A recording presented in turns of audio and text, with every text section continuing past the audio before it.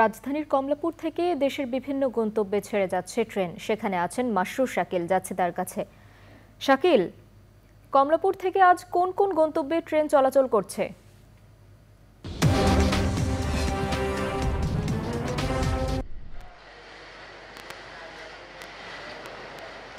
দীর্ঘ 13 দিন বন্ধ থাকার পর প্রিয়াঙ্কা গতকাল থেকে স্বল্প দূরত্বের ট্রেনগুলো কমলাপুর থেকে ছেড়ে যাচ্ছে। আন্তনগর কোনো ট্রেন ছাড়ছে। আপনি দেখতে পাচ্ছেন আমার পিছনে যে দুটি ট্রেন দাঁড়িয়ে আছে, এগুলো আন্তনগর ট্রেন।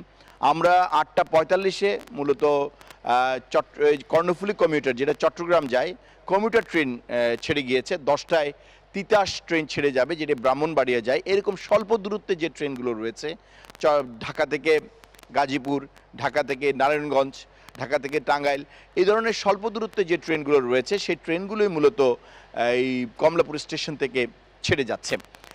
কমলাপুর স্টেশন থেকে প্রতিদিন যে পরিমাণ ট্রেন যায় তার প্রায় সিকিভাগ ট্রেনও এখন আর ছাড়ছে না। আপনি কমলাপুর স্টেশন দেখলেই বুঝতে পারছেন এখানে প্রায় শুনশান নীরবতা। এরকম ট্রেন স্টেশন থাকে না।